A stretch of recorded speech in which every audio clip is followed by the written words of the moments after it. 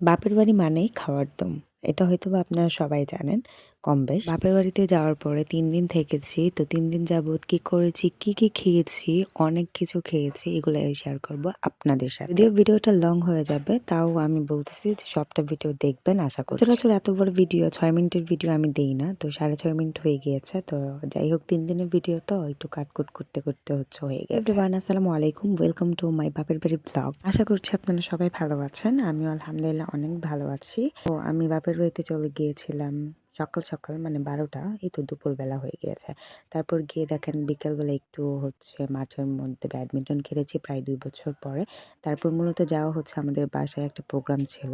মানে আমার বাবার দাদুর অনুষ্ঠান ছিল। এখানে অনেক বেশি খাওয়া-দাওয়া ছিল, দেখতেই পাচ্ছেন। লাস্টে খেয়ে একটা পান খেয়েছি। তারপরে এই তো সকালবেলা উঠে গিয়েছি। তো দেখলাম আম্মু সুন্দর ফুলকো পিঠা বানাচ্ছে। এই পিঠার নাম হচ্ছে ডোবা পিঠা। বাট আপনাদের এখানে কি বলে আমি জানি না। অনেকে বলে তেলের পিঠা, বাট আমাদের কিশোরগঞ্জের ভাষায় বলে ডোবা পিঠা। তারপরে এই তো বাপ ছেলে ঘুমাচ্ছে, আম্মু বলছে ডাক দেওয়ার জন্য। প্রায় 8:30 বেজে গিয়েছে, যদিও আব্বুর 9টা বাজে যাইতে হবে। তারপরে তো ডাক দিয়ে চলে গিয়েছে, আমার আবার বেশি খিদা লেগেছে। ওদেরকে ডাক দেওয়ার পরে আমি নিচে নেমে গিয়েছি খাবারের জন্য। তো রাত্রের বিরিয়ানি ছিল, তার সাথে ছিল মাছ ভাজি, তারপর শাক ছিল। খুব মজা করে খাচ্ছিলাম। আর বিরিয়ানি যখন গরম করে দেওয়া হয় সেটা আরো বেশি মজা লাগে। তারপর নিয়ে নিয়েছি অল্প একটু হাঁসের মাংস। হাঁসের মাংস দিয়ে খাচ্ছিলাম, এটা বেশি ভালো লাগছে। সত্যি বলতে খাইতে কার না ভালো লাগে বলেন? আমার তো অনেক বেশি খাইতে ভালো লাগে। তারপর খাওয়া-দাওয়া শেষ করে এসে দেখি ২ জনে উঠে গিয়েছে। বাবা নিচে খেয়ে একদম চলে গেছে। তারপর আমি একটু বিছানাটা গুছিয়ে নিয়েছি সুন্দর করে। তারপরেই তো আমার হাসব্যান্ডও ফ্রেশ হয়ে চলে আসছে। সেও এখন বের হয়ে জানি না এই স্বভাবটা কার আছে। বাট আমার হাসব্যান্ডের যেদিন অফ ডে থাকে সেদিন সে অনেক সকালে ঘুম থেকে নিজে উঠে যায়। আর যেদিন মনে করেন যে খোলা থাকে, মানে কাজে যাইতে হবে, ওইদিন সে উঠতে চায় না। যাই হোক টাটা বাই বাই করে চলে গিয়েছে। তারপরেই তো দুপুরবেলায় আম্মু খাবারের আয়োজন করতেছে। দেন ১২টা কি ১২:৩০ বাজে। তারপর আমি অল্প কয়েকটা ভাত আবারও খেয়ে নিয়েছি। আমার না একটু পরে খিদা লাগে, এটা কি আমার দোষ বলেন তো? তারপর মাছ ভাজি দিয়ে আমি সুন্দর করে খেয়ে নিয়েছিলাম। তারপরেই তো দুপুরবেলা হয়ে গিয়েছে। দুপুরবেলা আম্মু অনেক কিছু রান্না করেছিল, অনেক কিছু যা আমি এখন আর বলতে পারছি না। তো চিংড়ি মাছটা আমার কাছে বেশ ভালো লেগেছে। খুব মজা করে অ্যান্ড তৃপ্তি মিটিয়ে খেয়েছি। তারপর মূলা দিয়ে শুটকি দিয়ে রান্না করেছিল। এটাও আমার বেশ মজা লেগেছে।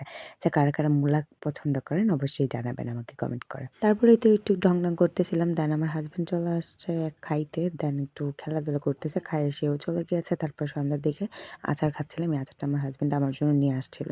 তারপর সন্ধ্যার দিকে আম্মু পিঠা বানাচ্ছিল, মাংসের পিঠা।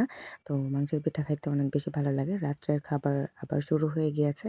এটার মধ্যে বেস্ট ছিল ডিম দিয়ে পেঁয়াজের পাতা ভাজি করেছিল। এটা খাইতে বেশ মজা লেগেছে। তো আমরা সবাই একসাথে খাইতে বসেছি। তারপর আবার খেয়েছিলাম কমলা আর আঙুর। তো খালি খাবার আর খাবার। তারপরে এই তো সবাই বসে আড্ডা দিচ্ছিল অ্যান্ড দেন আমি একটু করে ভিডিও করে নিয়েছি। তারপরে তো আমি আর আম্মু ঘুমাচ্ছিলাম। আর আমার শাশুড়ি আর বড়মা একসাথে ঘুমাইছে। আর আমার হাসব্যান্ড আর আমার বাবা একসাথে ঘুমাইছে। তো যাই হোক অনেকদিন পরে আমি আমার আম্মুর সাথে ঘুমিয়েছি। তারপরে এই তো পরের দিন সকালে আবারও তাদেরকে ডাক দিতে চলে আসছি। তারপরে এই তো ডাক দেই, বাবা কি করে আমি ধাক্কা দিই। আর দেখেন আমার হাসব্যান্ডের লীলা কাহিনীটা, ডাক দেওয়ার সময় সে আরো নাক মুখ ঢেকে ঘুমায়। ভাই এভাবে কেমনে ঘুমায় ভাই? আমি ঘুমাইতে পারি না। তো যাই হোক তারপরেই তো বাবা চলে গিয়েছে নিচে খেয়ে। তারপরে তো আমার হাসব্যান্ড ওঠে না কি একটা যন্ত্রণা। যাই হোক তারপর উঠেছে। তারপরে এই তো সকালবেলা খাচ্ছিলাম মুরগির মাংস দিয়ে রুটি। তো খুবই মজা লেগেছে। তো এখানে আম্মু বেড়ে দিচ্ছিল, সবাই খাচ্ছিলাম। সকালের নাস্তা শেষ করার পরে ১২টা কি বাজে, হাসব্যান্ডকে সাফা করে দিচ্ছি। মানে কি তার নখ ফেলাই দিচ্ছিলাম। তারপরে সুন্দর করে আবার রেডি হয়ে গিয়েছে। এখন চলে যাব কোথায়? সৈয়দ নজরুল মেডিকেল কলেজে, মানে হসপিটালে। তো আমার শাশুড়ি মার একটু প্রবলেম ছিল, মাথা ব্যথা বা মাথা গরম হয়ে থাকতো। দেন তার জন্য একটু ডক্টর দেখাইতে গিয়েছিলাম। তারপর দেখেন এই ফাঁকে দিয়ে আবার একটু ভিডিও করেছে। দরজা না খুলে আমি টেরই পাইনি। তারপরে তো একটু ঘুরে দেখতেছিলাম, অনেকদিন পরে গিয়েছিলাম। তো আসলে আমাদের কিশোরগঞ্জে কিন্তু আসলে একটা ব্র্যান্ড, অনেক কিছু আছে, তাই না বলেন? আপনারা হয়তোবা এই ভিডিওটা দেখে ফেলেছেন। যদিও সৈয়দ নজরুল মেডিকেল কলেজ, তারপর শোলাকিয়া ঈদগাহ মাঠ, পাগলা মসজিদ, তারপর আরো অনেক কিছু আছে, তাই না? নামি দামি খুবই। দেশ বিদেশ থেকে মানুষ এসে এগুলাকে দর্শন করে, পরিদর্শন। আর হ্যাঁ, তারপর পিছনের সাইডটাতে চলে গিয়েছি আমার শাশুড়িকে দেখানোর জন্য ঘুরে। তারপর এখানে অনেকগুলো ছবি তুলেছি। তোলার পরে হচ্ছে আমরা এখন চলে গিয়েছি সামনে। তো আখের রস আমার কখনোই পছন্দ না। তো তারা ২ জন হচ্ছে খাচ্ছিল। শুধু আমি একটু ট্রাই করেছিলাম বাট আমি খেতে পারিনি। তারপর আমার মন চাইলো যে একটু ঝালমুড়ি খাই। আর তারপর দেখলাম ক্ষীরা, এটাও গরম লাগতেছিল একটু, খেয়েছি ভালো লেগেছে। তারপর বাসায় এসে ফ্রেশ-ট্রেশ হয়ে দেন আমরা হচ্ছে দুপুরের লাঞ্চটা সারতেছি। তো এখানে অনেক কিছু রান্না করেছিল, গরুর মাংস, তারপর ভাজি কি যেন আরও, মাছ-টাছ, তো এত কিছু মনে নাই। তারপরে এই তো আবারও বিকেলবেলা রেডি হয়ে বের হয়ে গিয়েছি। পাগলা মসজিদে যাব।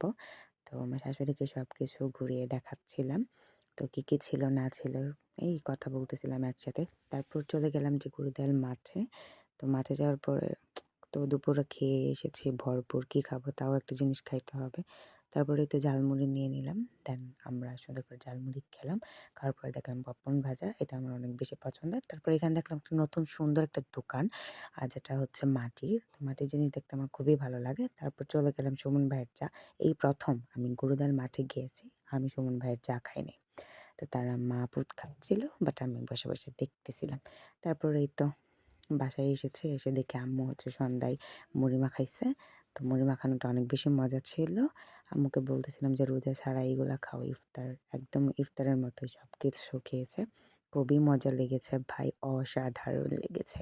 বেশি বকবক করতে আজকের মতো বিদায় নিচ্ছি এখানেই। সো আমার সম্পূর্ণ ভিডিওটা কেমন লেগেছে অবশ্যই কমেন্ট করে জানাবেন। লাস্টে হচ্ছে পিঠা খেতে বিদায় নিচ্ছি। আল্লাহ হাফেজ।